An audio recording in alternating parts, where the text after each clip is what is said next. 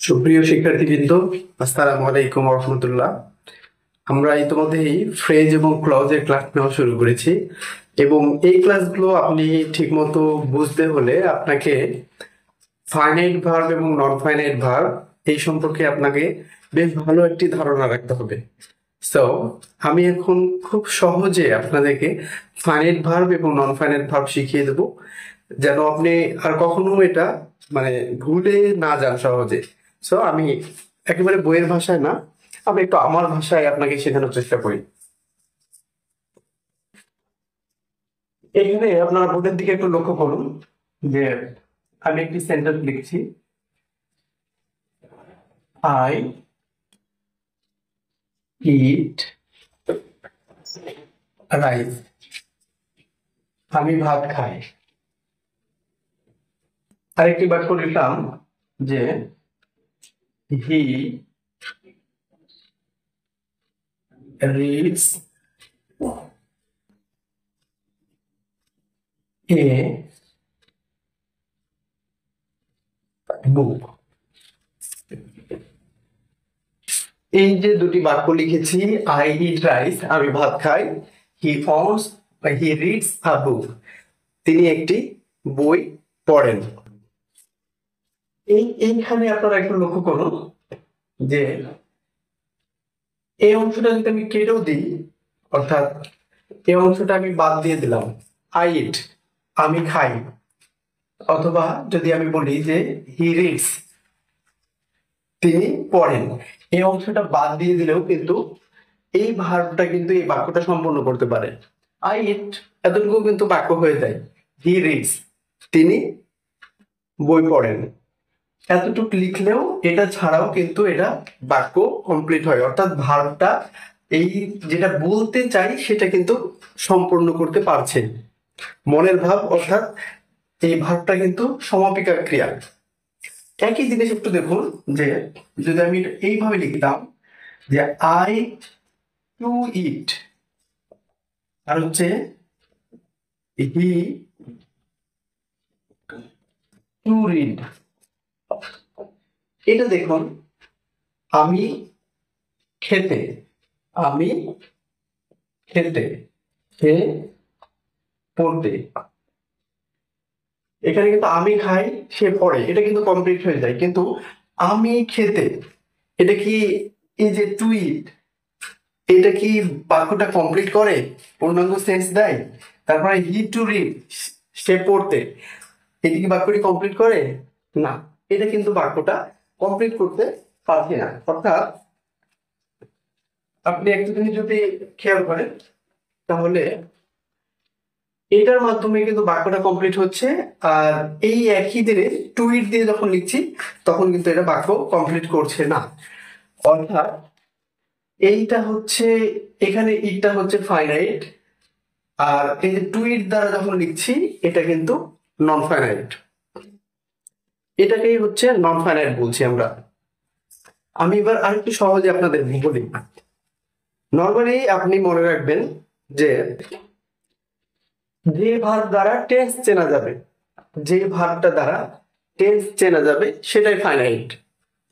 এখানে হচ্ছে I eat rice, এটাকে দেখুন আমি টেন্স অনুযায়ী যদি আই ইট থেকে আই এট করতে পারছি, আই এট রাইস করা যাচ্ছে, এটা চেঞ্জ করতে পারছি। অর্থাৎ এই ভার্বটা ইট, এটা প্রেজেন্টে ছিল, এটা পাস্টে ছিল, এটা বোঝা যাচ্ছে। অর্থাৎ এই যে যে ভার্বটা দ্বারা আপনি টেন্স চিনতে পারছেন সেটাই ফাইনাইট, এটাই ফাইনাইট ভার্ব। কিন্তু এটাই যদি আমি এইভাবে লিখি, যখন আমি এইভাবে লিখবো যে আই ইট রাইস না বলে যখন আমি লিখবো যে I want to eat rice, I want to eat rice, এখানে ওয়ান্ট একটা ভার্ব আছে, টু ইট একটা আছে। তো এখানে দেখুন এই টু ইট কিন্তু আপনার টেন্স অনুযায়ী চেঞ্জ হবে না। দেখুন আই যদি এবার ওয়ান্টেড লেখেন, যে আমি ভাত খেতে চেয়েছিলাম, I wanted to eat rice, আমি ভাত খেতে চেয়েছিলাম, তাহলে টেন্স অনুযায়ী দেখুন এই ভার্বটা চেঞ্জ হচ্ছে, কিন্তু টু ইট কিন্তু টু ইটই থেকে যাচ্ছে। অর্থাৎ যেই ভার্বটি আপনি মনে রাখবেন, সহজে আপনাকে বোঝাই দিই, যেই ভার্বটি চেঞ্জ হবে টেন্স অনুযায়ী আপনি যেটা চেঞ্জ করতে পারবেন সেটাই ফাইনাইট, আর যেটা অপরিবর্তিত থেকে যাবে সেটাই হচ্ছে নন ফাইনাইট। এটাই হচ্ছে নন ফাইনাইট ভার্ব। অর্থাৎ আমরা যখনই যে কোনো ভার্ব পাবো, যেমন আমি যখন বলছি যে আই লাইক টু রিড, আমি পড়তে ভালোবাসি, এখানে I like K I like করা যাবে, আই লাইক করা যাবে, কিন্তু টু রিড কিন্তু ওটাই থেকে যাবে। দেখুন, অতএব এই বাক্যে লাইকটা হচ্ছে ফাইনাইট আর টু রিড এটা হচ্ছে নন ফাইনাইট। আরো কিছু উদাহরণ দিই আপনাদের, তাহলে বুঝতে পারবেন। ধরুন যে আমি বললাম যে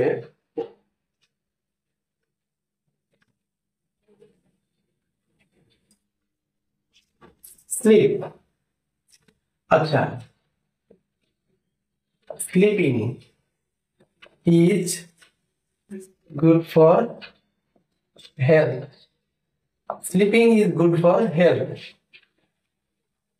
এখানে স্লিপ একটা ভার্ব, ইজ একটা ভার্ব, তাহলে আপনি এখন বলুন তো এখানে কি ভার্ব ভার্ব হলেই মানে ভার্বের যে মানে প্রকারভেদ, তার মূল প্রকারটি হচ্ছে সেটা ফাইনাইট হবে আর নইলে নন ফাইনাইট হবে।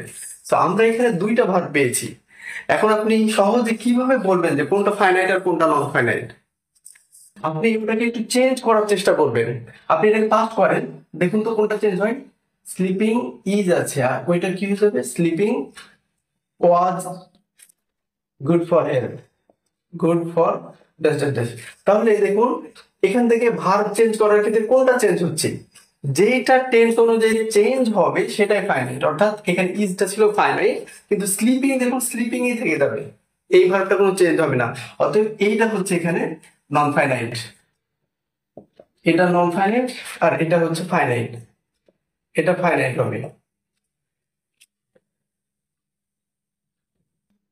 তাহলে আমরা কত ধরনের নন ফাইনাইট পাচ্ছি? একটা হচ্ছে আইজিপি, মনে রাখবেন, আই জি পি ইনফিনিটিভ, ওই যে টু দিয়ে যেটা শেখালাম, যে I want to eat, to eat এটা হচ্ছে ইনফিনিটিভ, এটা আপনার নন ফাইনাইট হতে পারে, এটা নন ফাইনাইট হবে ইনফিনিটিভ, টু ইনফিনিটিভ আমরা যেটাকে বলি। অথবা এই যে জিরান্ড, এই যে জিতে জিরান্ড, এটাও হচ্ছে নন ফাইনাইট হয়। আর আরেকটা হচ্ছে পার্টিসিপল, আমরা যদি এভাবে লিখি যে I saw a sleeping baby, I saw a sleeping baby, saw একটা ভার্ব, স্লিপ এখানে একটা ভার্ব। তাহলে এখানে কোনটা ফাইনাইট আর কোনটা নন ফাইনাইট কিভাবে চেঞ্জ করবেন? সহজে মনে রাখবেন, যেটা টেন্স অনুযায়ী চেঞ্জ হয়ে যাচ্ছে সেটা ফাইনাইট, টেন্স অনুযায়ী যেটা চেঞ্জ হয়ে যাবে সেটা ফাইনাইট। দেখুন তো সি থেকে স, স হয়েছে, তাহলে এটা ফাইনাইট। কিন্তু স্লিপিং, আপনি প্রেজেন্টেও স্লিপিং দেখবেন, I see a sleeping boy, I saw a sleeping boy, I will see a sleeping boy, sleeping এর কিন্তু কোনো চেঞ্জ হবে না, স্লিপিং যেমন ছিল তেমনটাই থাকবে। অর্থাৎ যেটা একেবারে পরিবর্তন হয় না, টেন্স পরিবর্তন করে দিলেও বা আপনি পার্সন পরিবর্তন করলেও, নাম্বার পরিবর্তন করলেও যেটা পরিবর্তন হচ্ছে না বাক্যে ওই রকমই থেকে যাবে, সেটাই নন ফাইনাইট। তাহলে নন ফাইনাইট সাধারণত আমরা তিন রকম পাচ্ছি। একটা হচ্ছে আইতে ইনফিনিটিভ, এই যে টু প্লাস এটা, আর একটা হচ্ছে জিরান্ড, এই যে walking is a good exercise আমরা বলি না, তো এই যে gerund, walking is a good exercise, walking was a good exercise, ওয়াকিংটা চেঞ্জ হবে না, ইজটা চেঞ্জ হবে। অতএব মনে রাখবেন যে আইজিপি বাদে যে সকল ভার্ব আছে সবই ফাইনাইট। আইতে ইনফিনিটিভ এটা, জিতে জিরা, আর পিতে এই যে পার্টিসিপল, এই আইজিপি বাদে যা আছে সেটাই ফাইনাইট। আর আপনি সহজে মনে রাখবেন যে যেটা টেন্স অনুযায়ী চেঞ্জ করা যাবে, টেন্স বা পার্সন অনুযায়ী, নাম্বার অনুযায়ী, যেমন এখানে যদি আই ওয়ান্ট করা যাচ্ছে, হি নিলে হি ওয়ান্টস হয়ে যাবে, হি ওয়ান্টস করা যাবে। তবে এই ভার্বটা চেঞ্জ করা যাচ্ছে, যেটা চেঞ্জ হবে সেটা হচ্ছে ফাইনাইট। আর যেটা এই যে হি ওয়ান্টস টু ইট, মানে নর্মালি ইট কখনো ফাইনাইট হিসেবেও বসবে, কখনো নন ফাইনাইট হিসেবেও বসবে, কিন্তু কখন সেটা আপনি সহজে মনে রাখবেন যে টু ইনফিনিটিভ অথবা জিরার অথবা পার্টিসিপল এইটা হিসেবে বসলে সাধারণত সেটা নন ফাইনাইট, আর বাদ বাকি ক্ষেত্রে ফাইনাইট। আর লাস্ট একটা কথাই বলবো, শুধু কিছু মনে রাখবেন না, শুধু একটা কথাই মনে রাখবেন, আর সেটা হচ্ছে যে যেই ভার্বটার টেন্স পরিবর্তন করতে পারবেন সেটাই ফাইনাইট, আর যেটা টেন্স পরিবর্তন করা যাবে না সেটাই নন ফাইনাইট। এক কথায় মনে রাখবেন, আই ইট রাইস টেন্স পরিবর্তন করা যায়, আই এট রাইস টেন্স পরিবর্তন করা যাচ্ছে, অতএব এটাই ফাইনাইট। একই জিনিস যখন লিখবো যে আই ওয়ান্ট টু ইট, তখন আই এখানে ওয়ান্টেড করা যাবে কিন্তু টু ইট থেকে যাবে, অর্থাৎ এটা ফাইনাইট, এটা নন ফাইনাইট। যেটা টেন্স অনুযায়ী চেঞ্জ করা যাবে সেটা ফাইনাইট, আর যেটা চেঞ্জ করা যাবে না সেটা নন ফাইনাইট। আশা করি যে ফাইনাইট এবং নন ফাইনাইট আপনাকে বোঝাতে সক্ষম হয়েছে। সহজ কথায় মনে রাখতে হবে, এটা পরিবর্তন হলে ফাইনাইট, আর যেটা অপরিবর্তিত থেকে যাবে সেটাই নন ফাইনাইট। নন ফাইনাইট সাধারণত তিনটা হবে, আই, জিপি, infinitive, gerund, participle. So thank you very much. আসসালামু আলাইকুম ওয়া রাহমাতুল্লাহ।